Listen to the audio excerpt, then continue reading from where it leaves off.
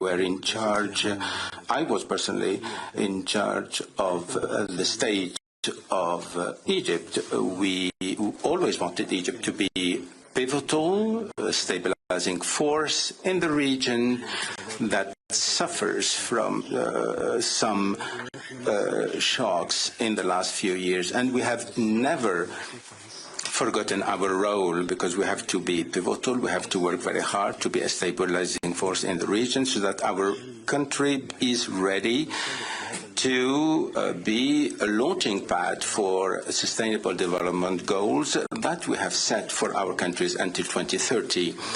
In my speech, I have said that we have taken measures that aim at attracting and incentivizing private sector and to better our infrastructure in Egypt. And this is absolutely necessary to have proper investment, proper infrastructure to attract the investment. The infrastructure per se is in itself a stabilizing factor because businessmen, institutions are inclined to come to Egypt to contribute. Egypt has got a policy based on boosting stabilization in the region, not only within Egypt, but even in the regional and international environments as well. We have always had a positive contribution, not only to keep or serve its own interests, but our overall goal is to provide stability in the region, because the region has been prone to conflicts in the last 10 years. Egypt have always had a positive role in the stability in the region as a whole.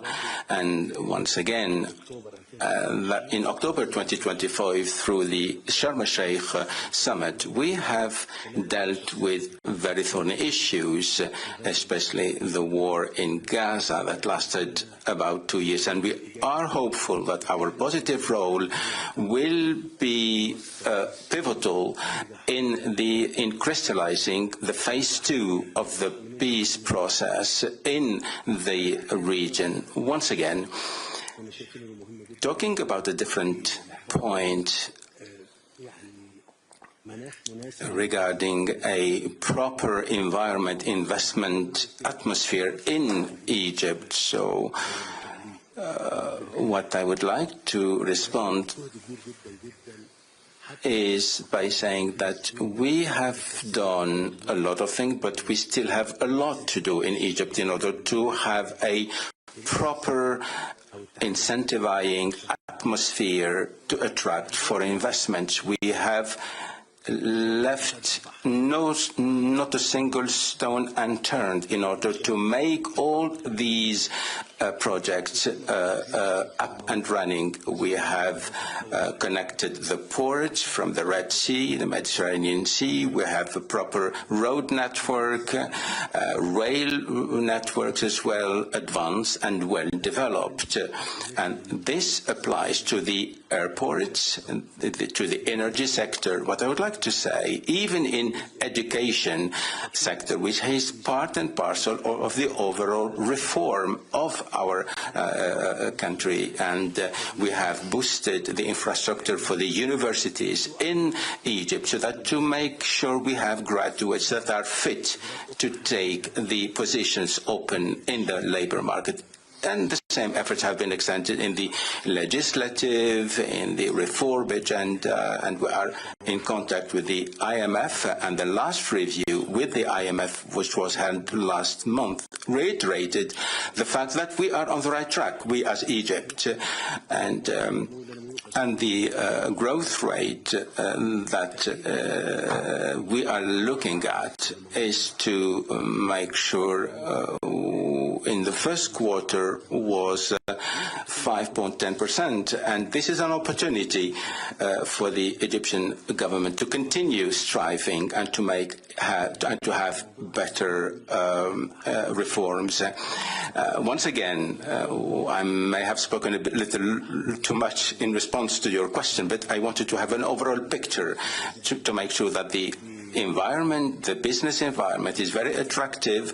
We have the free trade agreement that have been signed with Africa, with the Arab region, and we also have free economic zones in addition to the development underway in the Canal Suez, so that we make the movement smoother in these different waterways. Now, if you have projects in hydrogen, in logistics, in communication, in data centers, in pharmaceuticals, and even in education and health, we are ready. We are fully ready to contribute in making these investments a success.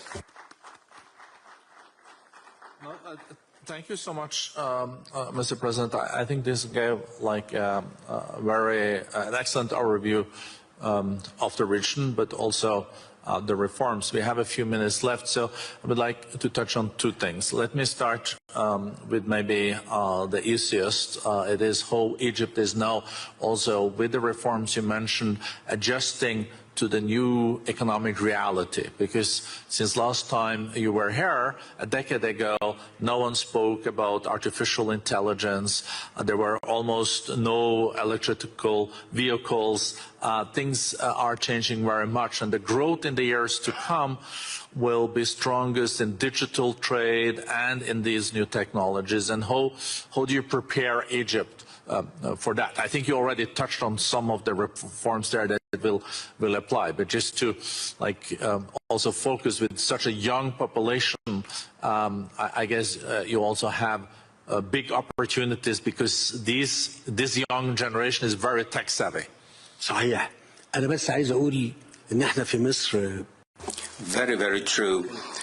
We have had an overarching program plan to make sure the state is ready, not only to attract investors, but also to be ready to overcome any forthcoming challenges.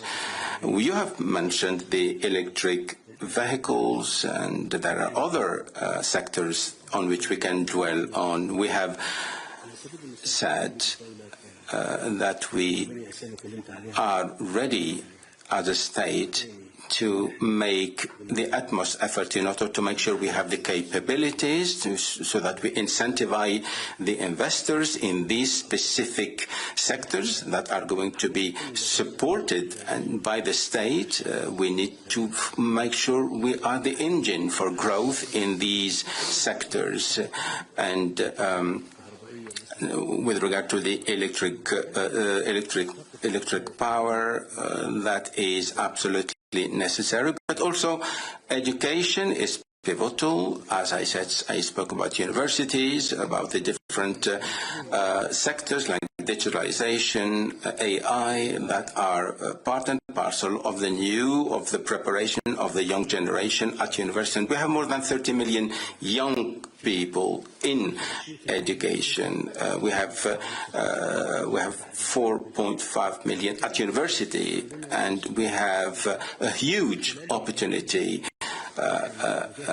because we need to make sure that our capital, human capital, is ready to meet the challenges by providing graduates that are knowledgeable, able to meet the new technology, new tech era. So we need to have youth that are capable, fully fitted with the skills. Egypt is a promising market, and we are eager to make better efforts so that we make headway in all sectors, in all the different sectors you have been mentioning. So maybe then the last question, I see we have a few minutes left, is about the region, the Middle East region. And as you underlined, I think we all know that Egypt is an anchor. It is between Europe, Africa, and Asia. If you look at the regional developments the last year, I guess there has been developments in Lebanon and Syria that have been moving in a new direction. You have the situation in Sudan and Yemen that I guess will be on the problematic side. So, and Libya, I don't know, I don't want to characterize, I leave that to you, Mr. President, to find the right words. But if you look at the region overall, do you think this is going to be a calmer year, or are we still going to have the challenges? And tomorrow, as you know, President Trump is also launching the board of peace there. So even in Davos, there will be some developments. طب خليني أقول لك إن إحنا زي ما قلت في If I may, as I said in the introduction, I spoke on different topics indeed, because I wanted to give a broader overview of the region. In the last 10 years, the Egyptian policy has been stable and always in continuation of what we have always done. We have always believed in the non-interference of the domestic affairs of other states. We also support any region, especially when we call on the to resort to the international institutions for dispute settlement. And therefore, for example, if there are militias or factions that are rampant in some countries and that have a negative impact, and therefore I don't want to name countries per se, because I don't want to raise issues with states, but I mean they know themselves. I mean I don't want to go into qualifying. If we look at Lebanon, for example. Lebanon is on the right path, a new and right path, and I really hope that Lebanon in the coming weeks and days will find the way out and to stabilize the region and to grow the region and to have a friendly government with whom we have always had excellent relationship, because it has been the lighthouse of education in the region. In Syria, there are developments indeed, and we're hopeful that the trend will be encompassing and all-inclusive for all the components that make up Syria. They should all be represented in the government, and there should be no exclusion of any component in the newly established state of Syria. And therefore we call upon all the friends in Sudan, in Somalia, in Libya, in Yemen. We call upon them to work on stability and to make sure there is the principle of non-interference of domestic affairs should be highlighted.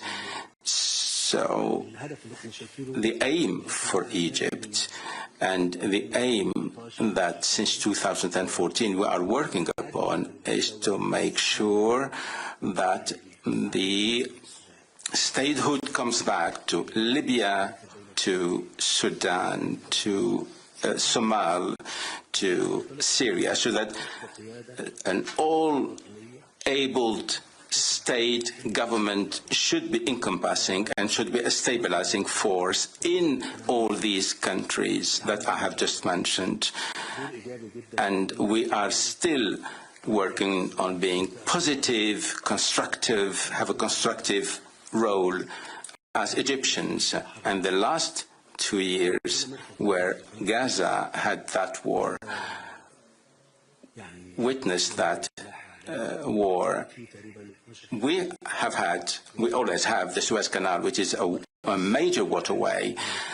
This waterway has been affected very, very hard by the war in Gaza, and therefore we as Egypt, we're paying the price. We have lost billions of dollars because of the impact of the war on the major waterway, which is the canal, the Suez Canal, for the last 2 years, up until the end of the war, and therefore we have been somehow very positive in de-escalation and in softening the tone.